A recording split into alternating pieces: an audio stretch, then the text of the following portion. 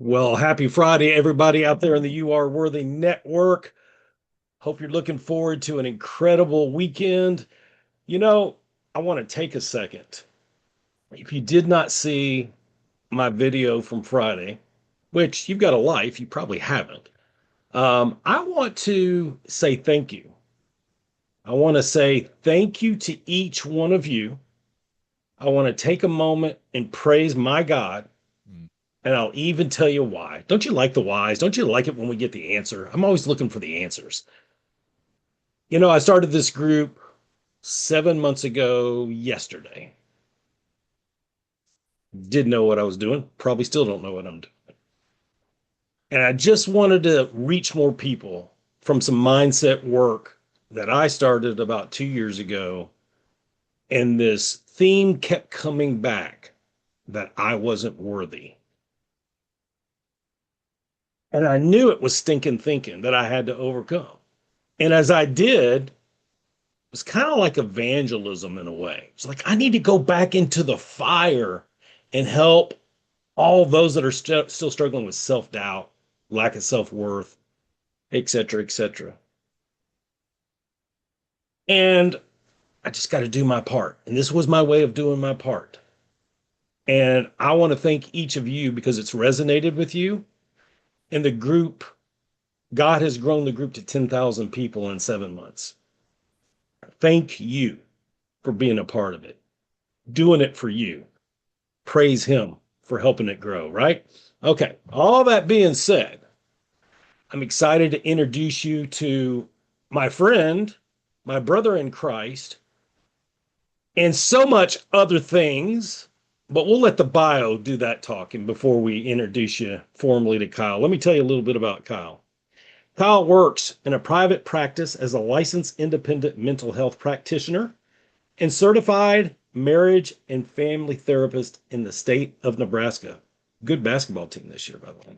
In Hmm. addition to working as a therapist, he also works as a life coach.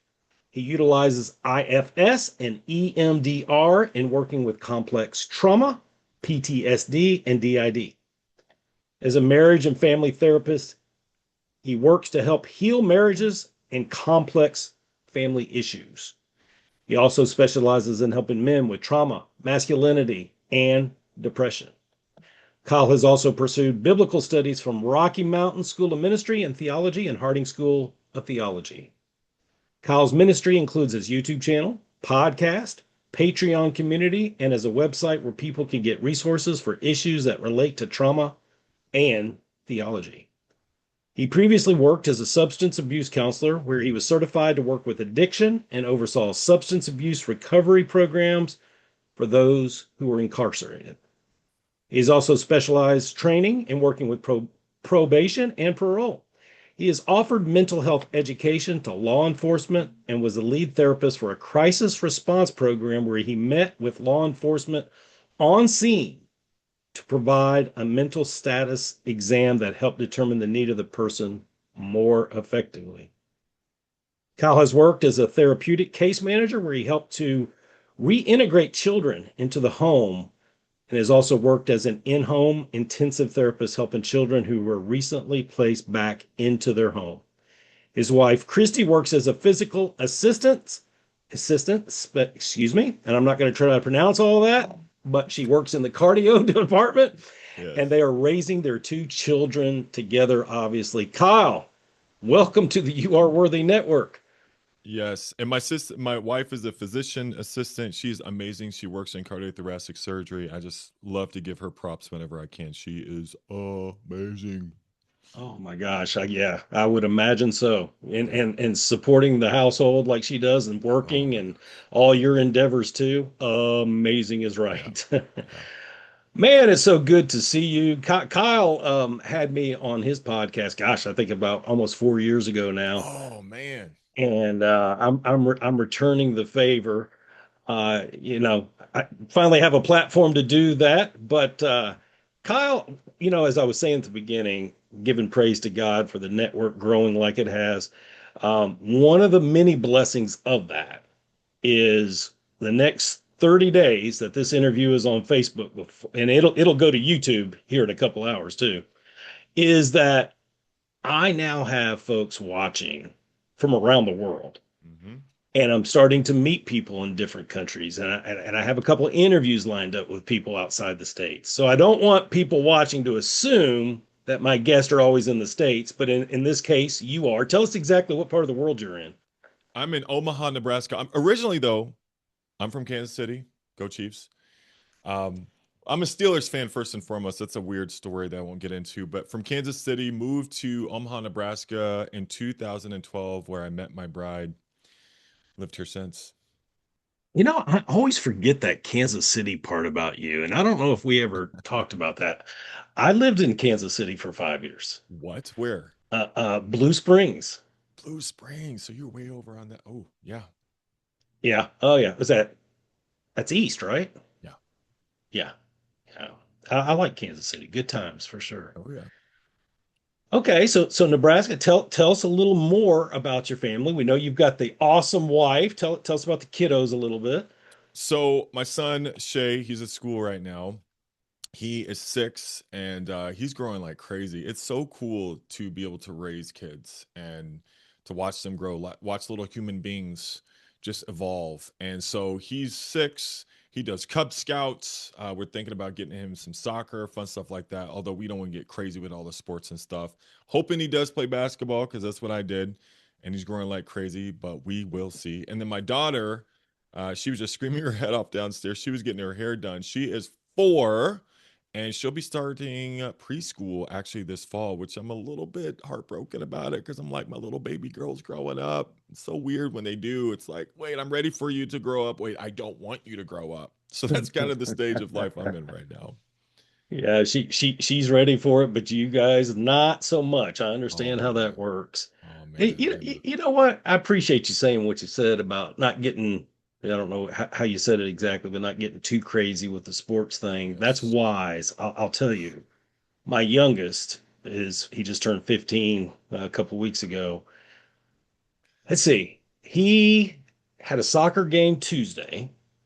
He actually had to miss practice yesterday for a prior commitment. And he's got Mhm. soccer today. He's got soccer Saturday. I think he's got a game Monday. So that one sport, just in this one spring One season, sport. One is sport. a lot. There's no way we could even do more if he wanted to. Well, and that's I mean, that's kind of where my wife and I actually we've had some conversations. We're going to continue to have conversations, but and this idea of worth really comes into play because when you are dealing with youth sports, ironically, you're dealing with burned out kids sometimes, kids who are overcommitted, but you really have parents who are probably playing out their sort of worth story through their kids, and sports is the ultimate arena where that happens, I think. And so we just have this weird sort of culture around sports and probably worth going on. And so we want to be careful how we participate in that culture.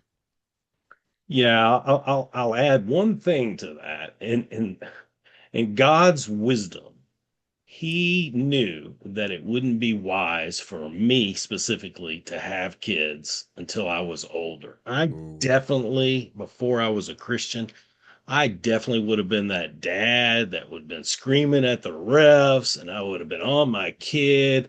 And not that I'm perfect by any stretch of the imagination, but like now, I'm almost 57 years old next month. Like I go to a game, I enjoy talking to the people. I don't even care what the referee's doing. My kid, I'm just grateful to see him play. I'm like, that's God's wisdom right there. Because I didn't become a dad till I was 42. So, he doesn't miss a detail sometimes, right? Wow. So I'm an older dad too. I'm 42 now. It's crazy to think about, to your point, who I am even now versus who I was 6 years ago when we had Shay. I've changed a lot, 36 to 42, but you started Mhm. at 42. So you started after 40. Oh my goodness. The maturity that Oh, comes at that point in your life. and we won't even go into the weeds. Maybe starting over, but we'll see what God's doing. That's a whole nother story. So tell us what you guys like to do for fun. That's a great question. Honestly, we are in this, like when I think of having kids, for me right now, I feel like maybe this is true, maybe it's not true, but I feel like we're in the funnest stage. And so right now, I picked up a new video game controller on Sunday after church. I've been gaming with my kids. We have this, we do the PS5 thing or whatever. We do that with them. Sometimes I'll game on my own, but really the funnest thing is to game with them. Puzzles, like my son brought up a puzzle last night to put together. They love wrestling. We got a little hot tub back there. We got like to go do walking. I mean, we do a ton of stuff. I think in a lot of ways, just here in the house, and we do fun that way. There's things I like to do personally and having fun, but the stage of life we're in, it's really kind of a family thing. Yeah. And I know you don't believe it now. You'll just have to experience it. Although when they become teens, that comes with a whole nother set of challenges. Oh boy. You're gonna love taking time away, vacations and trips with your kids as teenagers. It's Mm, because you're starting to run out of a little bit of time, and each mm. one matters. But don't rush it. You'll have time. Oh, but it goes fast, right, Steve? I mean, like, honestly, how fast does it really go? Uh, I have one out of the house. I've got one that's graduating from high school in 2 months, and the other one just turned 15, and it went like that. Wow. So let me take you back. Let's get in the time machine together. Okay. And I don't know how I got on this question with guests, but it's like I can't leave it alone because it's so fascinating. So let's go back to senior year of high school. Ooh. Let's say there's 2 weeks left, and I want to know, like, 2 weeks left. You've got the cap, you've got the gown, maybe you have the class ring. Uh, Um, you're a little younger, so maybe you have the graduation date on your phone, or maybe you're marking it off the calendar on the wall, the X each day, and you've got it circled. And I Hmm. don't know, maybe you're even the guy that's bringing the beach ball to the ceremony. Like, are you 18-year-old Kyle that has senioritis to the max? Can't wait to get out of there. This is going to be in my rearview mirror. See ya. Got it all figured out, know where I'm going to school, I know what's next, I know what I want to do. The world is mine. Or are you more, man, I'm gonna miss this place. I'm gonna Oh, miss my teachers, my counselors, my principals, my teammates. I could stay another year. Or are you somewhere in the middle? Give us your mindset back then. oh no, brother. I was the guy. I lived in the next, not in the now. And becoming a Christian didn't change that. So we'll get to this in a little bit, but I became a Christian my senior year in high school. I was 18. And I mean, I just was on to the next thing. It was always the next season was going to be when life actually became what I envisioned it to be.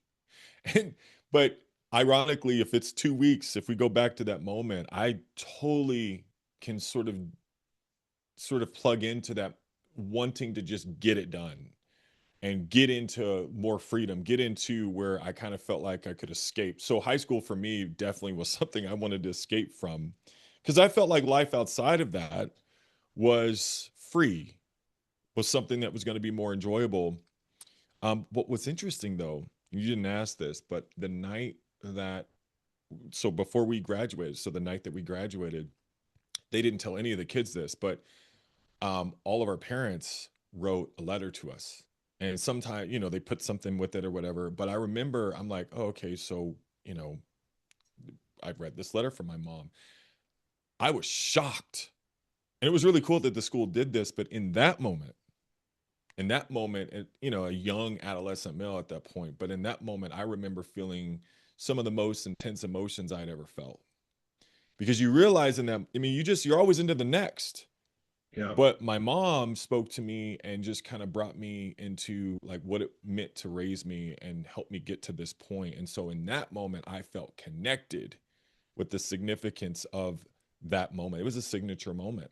But in a lot of ways, because of immaturity and just how it is at that age, you're just into the next. Wow. I love that exercise. It's almost like it's grounding, and it almost forces you to reflect, Yes. which a lot of 18-year-olds just don't do it. No. Right? That's awesome. Okay, so what was the plan after high school? Oh, I went to JUCO. So here's what's crazy, right? So I got a crazy story in this sense, right? So I wasn't a very good student, and I was a pretty disconnected, dissociative kid. In other words, I part of why I lived in the next is because I really struggled to be grounded, to your point, anchored into the now, right? I was always sort of drifting off and so forth. I had different issues in my life that I was running from, just needed help, mentorship to really kind of deal with.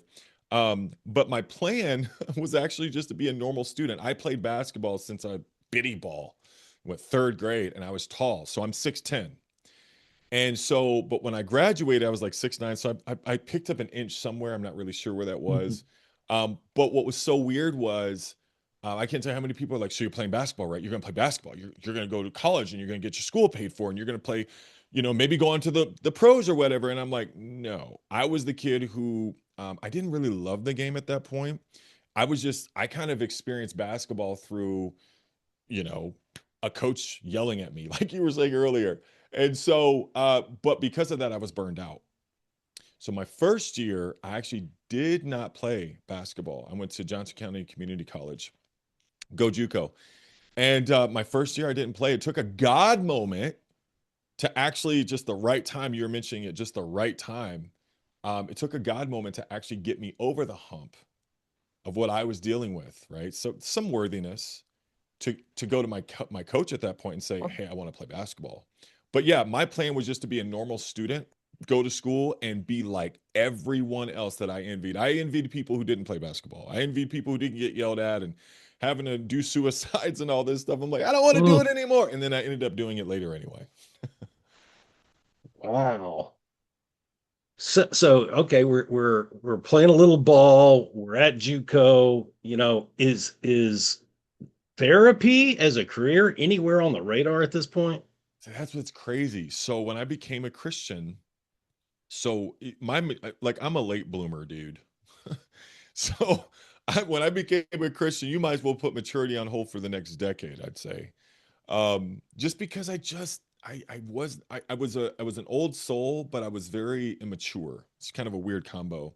I think just because I was a bigger kid. But when I was in high school, I really wanted to go into business. My grandfather is probably the biggest inspiration in my life. And so accounting, business, I just wanted to have my hands on money. Okay. But I did take a psych class. I'll never forget this. I took a psychology class in high school and I was like, huh, I don't know, something about that. Who knows? And then when I became a Christian, I was like, well, maybe I want to do ministry again. Maybe I'll do this. Maybe I'll do that and whatever. I had a minister at the time who was leading the church say, well, why don't you maybe do counseling? And I'm like, wait, I just said I wanted to go into the ministry. Are you not, are you not hearing me? Don't you want that? Is that not, why don't you go into counseling? Best decision, one of the best pieces of counsel I'd ever been given.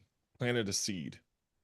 And then later I sort of took on that, I trenched that and sort of went with that.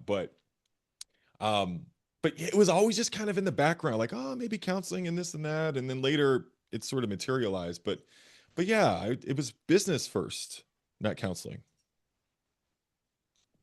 So did you crack business for a while? Oh man, I felt so hard. So when I went to, so I transferred from JUCO, so I finally went and played. When I transferred to UMKC, so that's where I went and played ball, I transferred as an accounting major. Dude, I did not have the discipline. My brain doesn't actually work. It doesn't actually have those boxes.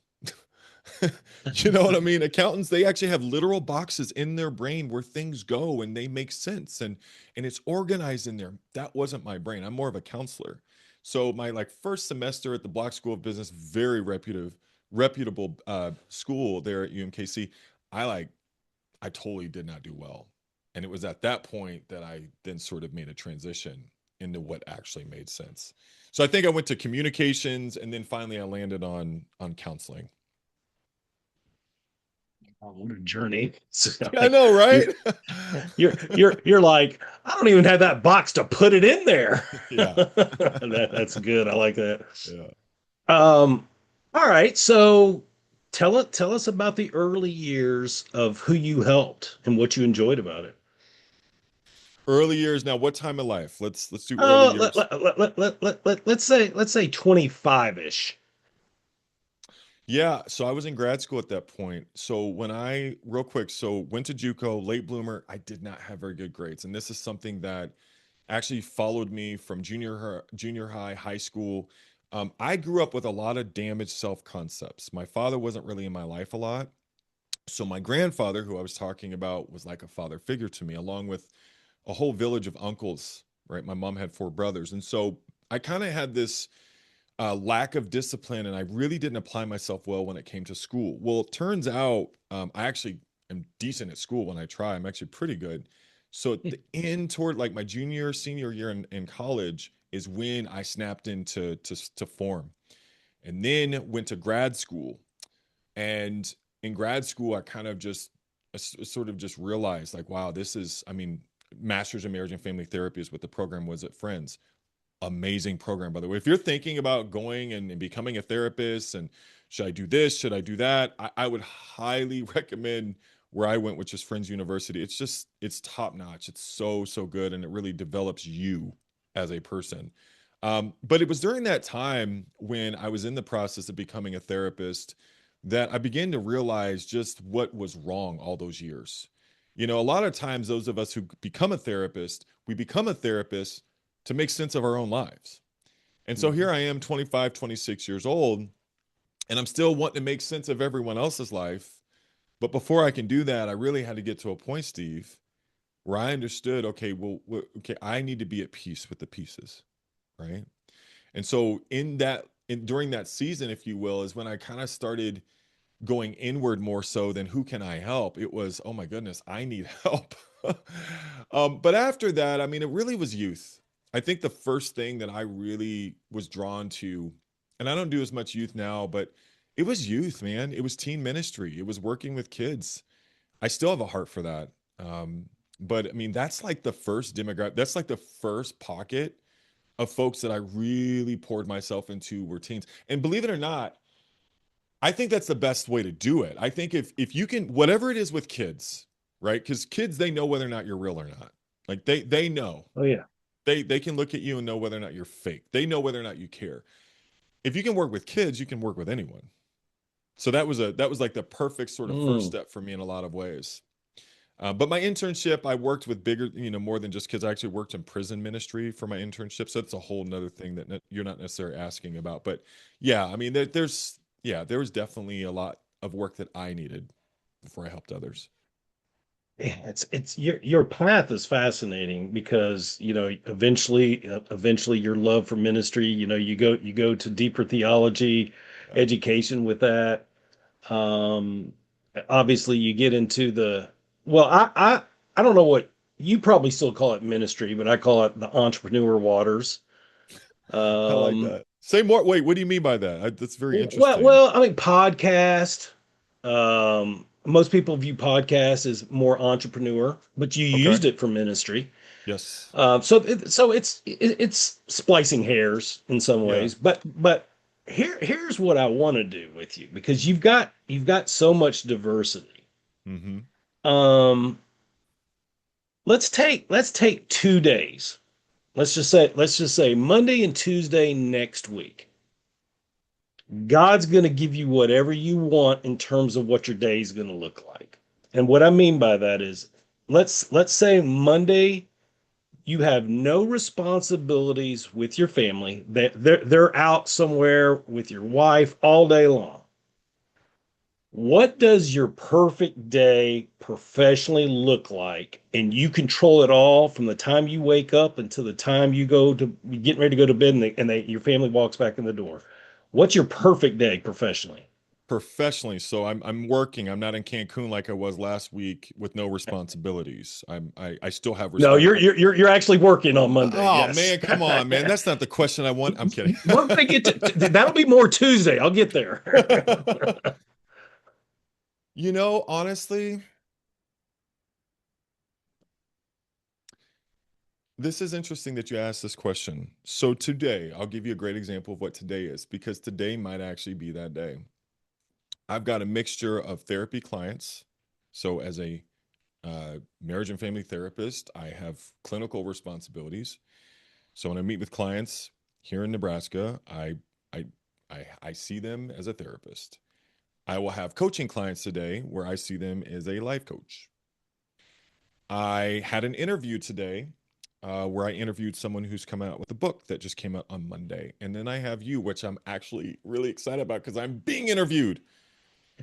Um, this type of day, it's so weird that you're asking this question today. This type of day, probably all four of the things that I do might be that day that you're asking about. And the reason why I say that is because I love doing all of those things.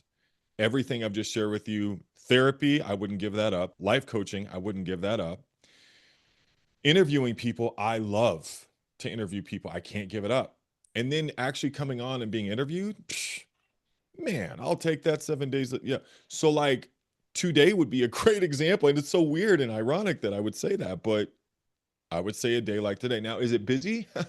Yeah, very busy. And that's the only thing, in terms of just the human condition, in terms of at times things being busy.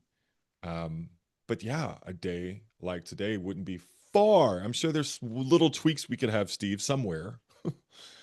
But a day like today actually would be, it's pretty ill, pretty dope, bro. That's pretty fascinating. Like, obviously, I didn't know all of that. That's why I asked the question, right? And and Great and, and question. so it's like God's showing you this Hmm. from my perspective. Wow, I'm already giving you days like that. And here's one you're in the middle of right now. And I would think, knowing you the way I do, like that helps you to be grateful, right? It does. Even you bringing that up and creating a little bit of just a salah, a pause of, well, Kyle, just notice what you just said. I mean, it's helpful to have those voices that, I mean, thank you for sharing that, Steve, with me. Like, huh, you know that you are having that day. Right. So I appreciate that. And it's without that question, I don't know that I would have made that connection in a lot of ways. I think a lot of human nature, I should speak for myself, like we view things like that. What with a perfect day or this scenario, it's way on over yonder. It's out there somewhere. When that bridge is right there, that invisible Mm, bridge to over yonder, matter of fact, in your case, you're already on it today. yeah, But sometimes it's just one step away. It's not as far as we think. Uh, it's not. so that's fascinating. All right, so let's go to Tuesday. Now this time, all your appointments are canceled. All your business obligations. Nope, no interviews, no podcast guesting, no talking, any business. You get to have a personal day just for Kyle. What does that look like? Do you sleep in? Are you on the beach? Are you in the mountains? Are you alone? In this scenario, is your family with you? Or for one day you need a little space just for you? What does that perfect day look like? So let me just say this first and foremost. I'm a really sort of deep introvert. Like when I say I'm an introvert, I need solitude like people need sleep. You know, how people get hangry and people are sleepy, or they have the halts, hungry, angry, lonely, tired. Like for me, if I could add anything to that, I have to have alone time because being with people takes so much of my energy. It does. I'm built that way. And people would never guess because you mask whether you're an ambivert, extrovert, introvert. Everyone masks because you have to. We're social creatures, but um, I am a serious introvert. So last week when we were in Cancun, my wife had a CME. It's like a vacation, so half the day she could do vacation, but half the day she had classroom. I got the whole day or whatever to myself, man. You already know. I'm going through these. We are in a resort. It's so beautiful. I'm going through all these little trails. I'm going out to the beach and I'm just by myself. I mean, this sounds really weird. I can go to a movie by myself. I can go out to eat by myself. Like I could spend a whole day by myself and not, this sounds so bad, but not need to be with anybody else. Because I just, and being with God. And so I like to journal. I like to go walk. I like to sometimes get in, I like to, 15, 20,000 steps a day. That's what I prefer. Mm. And so, but I like to talk and I like to think. I need space to think. It takes me a lot of, I just need to think. So that's what I would do with my day, is pretty much what I did last week. But it would be alone, Steve. It would be to be alone. I received that. Um, Not only, it sounds like not only do you need space, it's one of your non-negotiables. And there's been a lot of guilt around that for me because space can communicate distance. It can communicate lack of desire. It's really easy to misinterpret the need for space. I always, when I bring this scripture up, I always chuckle a little bit. Jesus often withdrew, but my temptation would have been not to go back.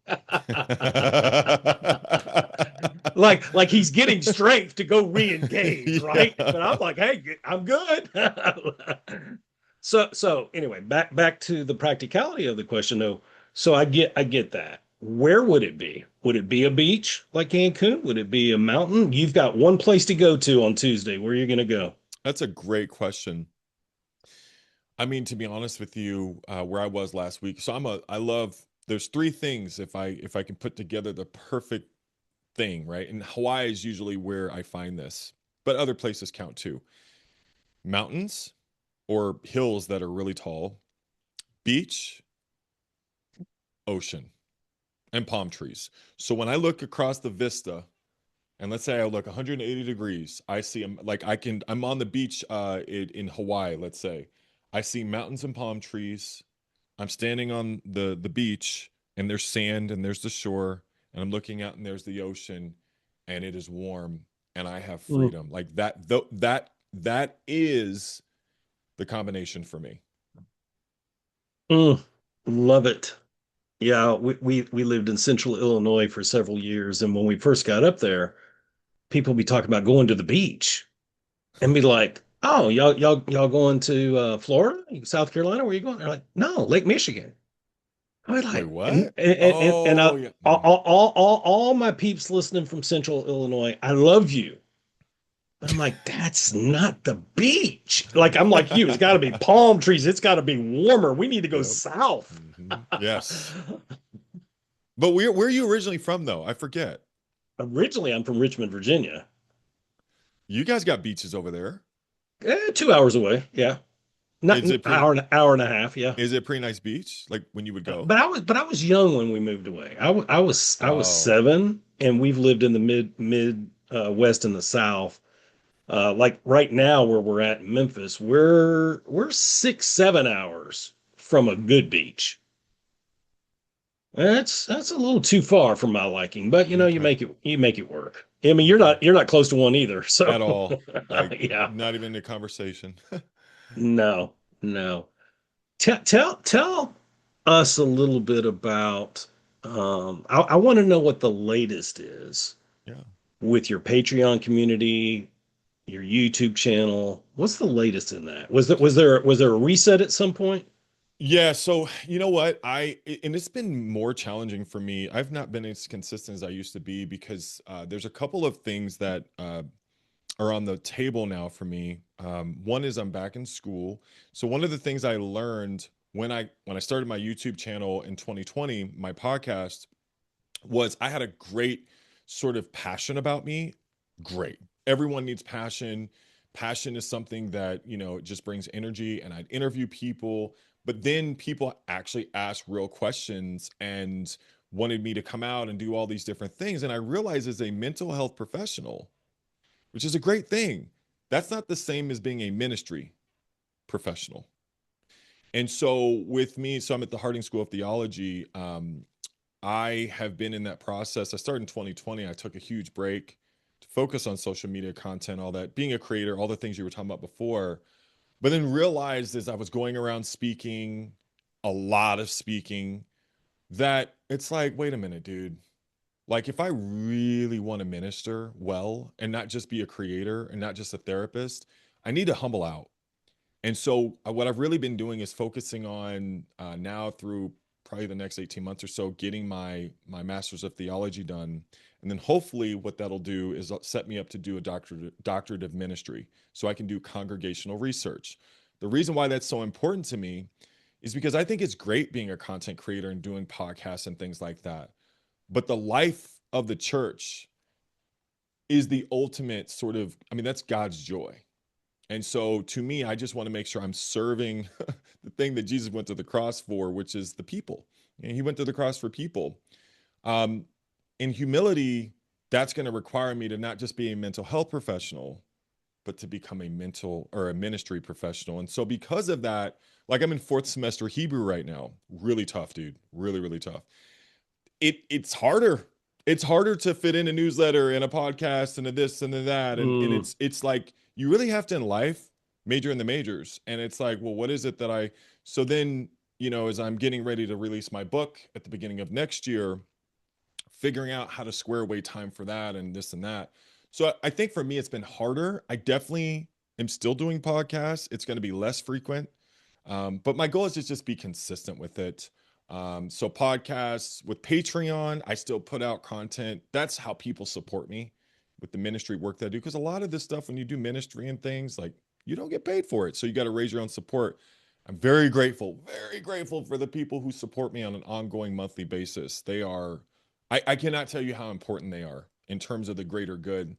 But that's kind of where things have been is that I haven't done as much content because in the background, right, behind the scenes, there's a lot of work that's being put in so that I can truly minister at a different level long term. Well, yeah, I mean, it makes total sense to me. Like, Yeah, you only have so much bandwidth, right? yeah. And you've already explained some things that are Hebrew at the depth you're studying it is very draining. But like, because I'm pretty sure we have the same priorities, right? God, your wife, your kids, the kingdom of God, the local church, and then your professions. Boom.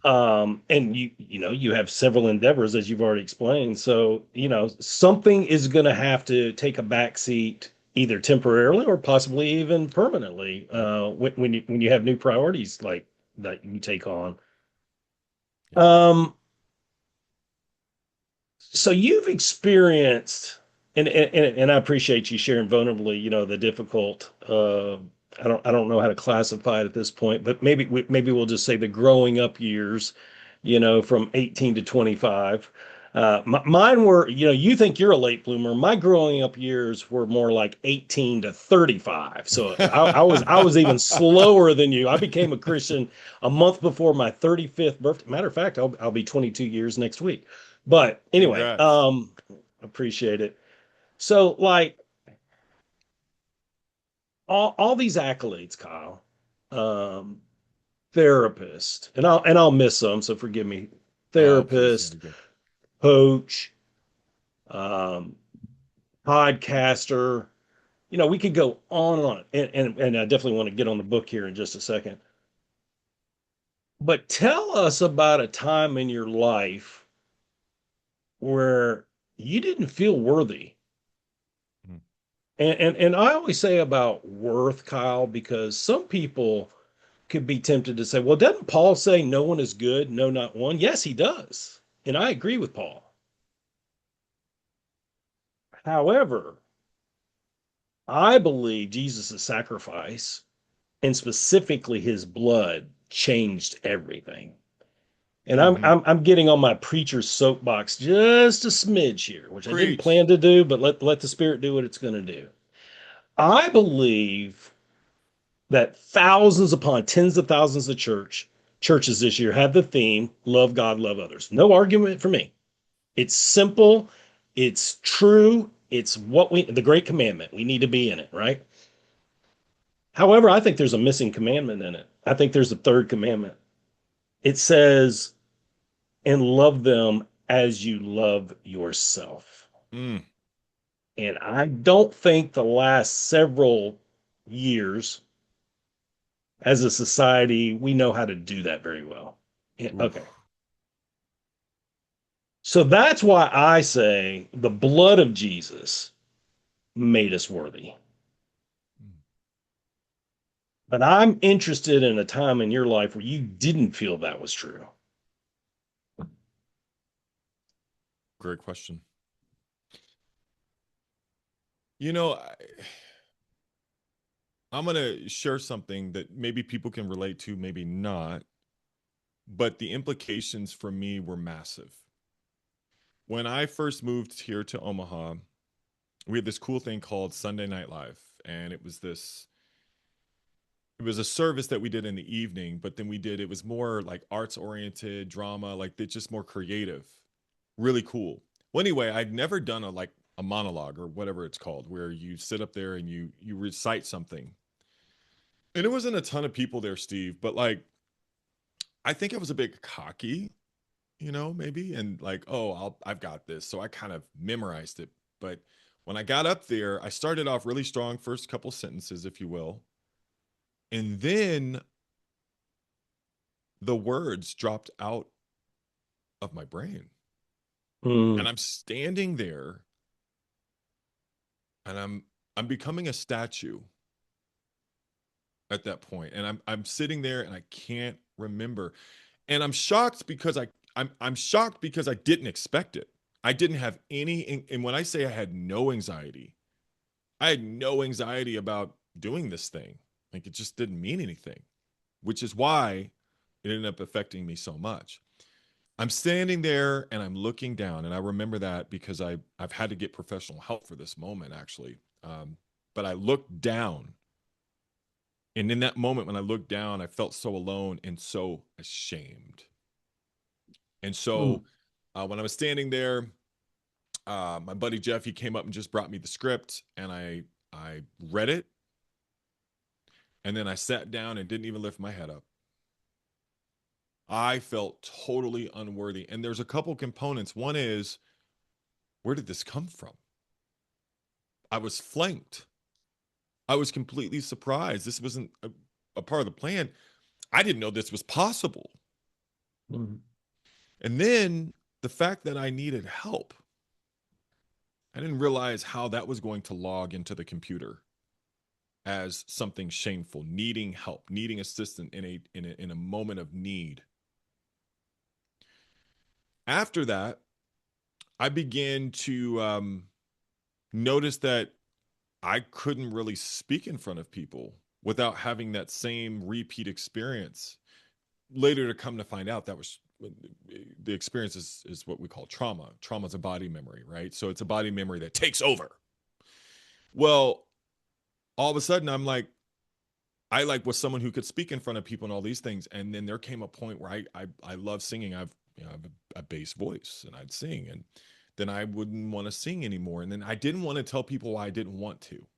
The truth is I did want to, but I had this performance anxiety, this fear of public speaking that began to take over in a way that I began to mask and hide. But then ultimately it got to a point where it was so bad that I actually just didn't even want to preach, and I didn't want to be up in front of people, and it became my greatest fear. And it was something at one point that I was pretty good at. Um, Interestingly enough, that's when I started my YouTube channel, because for me it was like, well, I can handle this. I just can't handle being in a room full of real people. So during that time where I had this perform and I had to get professional help. Like I had to go see someone. I actually was on meds. Like it got so bad because there were just situations where I actually had to do it. I felt like when I would stand in front of people, my legs would give out. Like it was a mm. total body Wow. experience. I say this to say that sense of being disconnected from worth, safety, love, confidence. Like my confidence was separated from me. What I say all this to say, in the course of time, it was something that I was able to actually get help with, really get help with. And it was bigger than just that moment, because when I played basketball in college, there would be times where I'd airball. This is crazy. I'd airball the free throw. And there would be times where I just would shoot it at the goal so that I wouldn't airball it. But no one knew that. Yeah. They're like, "You have a horrible shot." No, I don't. I'm just trying not to airball. Like, anxiety Mm. can literally begin to penetrate your life and your performance in ways that you can't even imagine. I say all this to say, not only can I speak in front of people, like I'm pretty good at it, like decently anyway. And so God has really delivered me in this way, and I can be in front of people and feel worth now. It's weird, but God had to take me through that, and I promise you, bro, I needed to go through it. And I don't know exactly why I needed to go through it, but I know that I needed to. I It needed wasn't to go that through long those ago, things. right? It wasn't. Are you talking about like 7, 8 years ago, maybe? So, well, no, no, no. When that happened, so 2000, maybe 13 or 14 is when this situation happened. It Okay. didn't really get resolved or healed for probably over 10 years. So I lived that way for 10 years, where I was petrified Wow. in that way. But now that I've been able to kind of work through that, ministry is kind of more what I'm, in a sense, again, pursuing a little more, because I realize that it's such a gift from God, and I don't take it for granted now. Oh, I mean, just the sovereignty of God and how he works. And I mean, looking at you now, most people would never have known that story. So I appreciate you sharing that so vulnerably with us, because we all struggle with feelings of lack of self-worth. yeah. And I love, of course, that you're on the other side of it, but sharing your story vulnerably attracts people to, and it gives them hope that they can overcome too. And you probably don't even know this, Kyle, but one of our subtitles in our group is "Your story's not over yet." And God was Mm. far from your story being over in that specific area, 12, 13 years ago. That's amazing. Um, so tell us about the book. I know you've been working on the book. I'm using this term. You can correct me if I'm wrong. Has it been a labor of love? Never let anybody know that you're going to write a book, because I started my book. I'm gonna just out myself, like 2020. Like, me and Michael were like, me and Michael, maybe it was after 2020, Steve, but me and Michael Burns, we decided, let's write this book together. I'm bearing the image of God. And I didn't know how much I needed to go through personally, ministry, as a dad, as a husband. I just didn't know. Like, you don't know, but I'm going to write this book. And if I had written the book, it would have been a very different book. And I'm really glad that we didn't. I'm glad. And, but the other problem is, when you wait a really long time to write a book, is that you change, and so does your book, many, many times. And so, so now it's getting very, very serious. We got a couple editors, and there's a lot of things moving. Probably be released at the first of 2027 is pretty much kind of what we're looking at. But it's been amazing. Just, what does it mean to bear the image of God? And it kind of is right up, as far as the content of my book is, it's really in line with the theme of your ministry. And so that we all have value, we all have worth, because we bear God's image. Well, what does Mhm. that mean? It means that we belong to a family that represents God. It's something that every human bears, whether they think so or not. And because we belong to the family that represents God, we all have worth. And so that's going to be the thrust of my book, is really, I'm doing the psychological side. Michael's doing the theological side. Michael Burns is brilliant, brilliant, brilliant. And so he just really talks about it, like what gives a person real worth. And then what I do is kind of work with, well, when you know the theology of worth, when you know the theology of God's love, but it doesn't really connect. That's where I come in the part of my book, which is, why not? Why do we have these little Mm. defenses? Why do we have these barriers within us that make it so difficult for us to truly believe how much we really are loved. Why can't we just believe that? What do we need to unburden in us that would allow us to know, that would Mm. allow us to really feel, no, I'm loved and I'm not just worthy, I'm worth it. Right. So, anyway, that's what we get into in our book.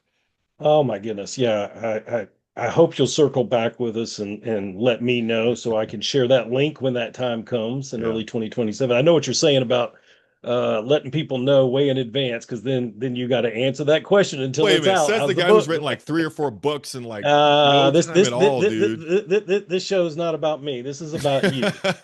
Um, tell folks where they can find you on social media. TruthTraumaTheology.com. You go there, you find my YouTube, my podcast, my blog, Patreon. If you live in my state and you want therapy, if you live around the world, wherever, and you want coaching, I mean, literally has every way to, contact me with whatever I offer or whatever content I'm putting out. TruthTraumaTheology.com.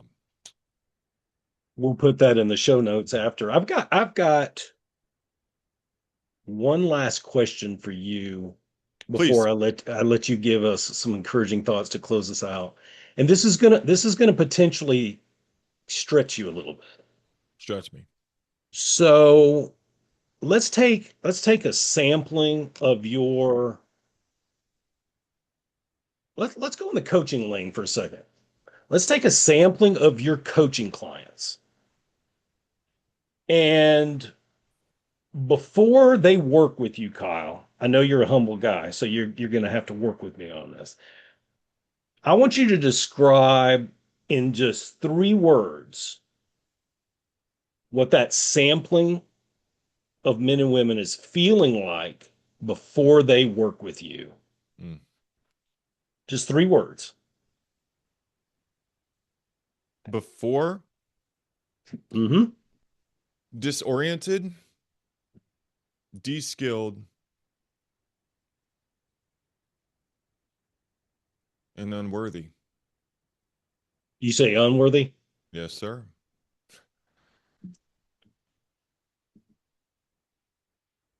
and then on the other side of working with you, 3 words. Oh, connected, loved, and secure. Wow. So that's powerful. And the reason I like doing that exercise from time to time, couple of reasons. It makes you think to get it condensed down to just a couple of words, right? Mm-hmm. But also, let's listen to that together. And by the way, we're going to give praise to God because he always does the heavy lifting. Always. When it comes to matters of the heart, it's God that changes a heart. However, he does use vessels that are available and willing, such as yourself. So you get some credit as well, obviously. But working with Kyle, you go from disconnected to connected, de-skilled to loved, unworthy to secure. Mm. How powerful is that? Man, praise to God. You're doing amazing work, Kyle. I knew when we went on here that we would never get everything you do in a almost hour conversation. Yeah. I knew you couldn't even fit it all into a bio, Yeah. but I want to thank you Amen. for the work that you're doing. I want to thank you for the priorities you demonstrate in your life by putting God and family first. And I want to thank you for your heart to serve the people, because I think underneath it all, that's you. You just want to help people. And the introverted part, I get that. I totally get that. And I'm a preacher. Like like it drains me. And Oh, then I have to refill and go back out. So I totally respect that. But yeah. your heart for God and your heart for people is amazing. And I hope that's come shining through today. I believe it has. Yeah. Any last words of encouragement you would leave the viewers with today? Well, I just want people to know, to your point that you had mentioned, Steve, I'm going to borrow something you took. The story's not over. When I think about some of the most painful moments of my lives, I was thinking before I even came on here, Like this, preparing for this kind of made me think about the most painful times in my life's times in my life where I was like, this is over. I've blown it too much, or this hurts too bad, or I'll never get over this. In all of those moments looking back, I now see a God who's like, what, kid? Son, what? Your life ain't over. Not even close. This ain't over. I have so much more I want to do through you. So when it feels like it's over, it ain't. And in fact, I think we would be surprised, shocked, amazed at what God actually has in store and what we can do with that thing that we feel like is the end, how that's actually going to help us in the future. So, amen. Thank you for having me on. I appreciate it. Oh man, I love that thought. Thank you so much. This has been gold. I appreciate you so much, Kyle. I know this is going to be inspiring to a lot of people that watch it for the next few weeks. Guys, I want to encourage you with one last thought before we sign off. And I really want to drive this home today.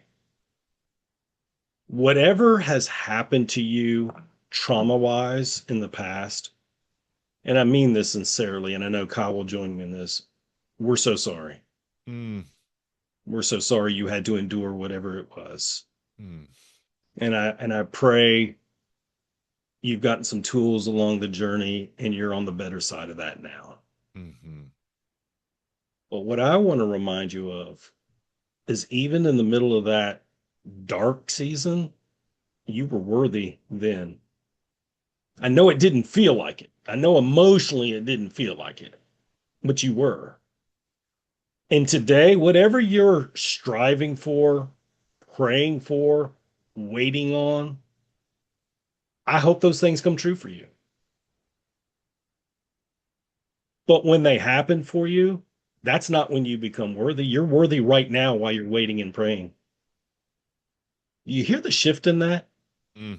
You're worthy every moment, every day. Yes, we blow it. Yes, we need grace. Yes, yes, yes. But you are so loved by God. He sent his only son to take your place, to take my place, to take Kyle's place. You're worthy today. I love each one of you. God bless. Until next time, have a great weekend. Take care.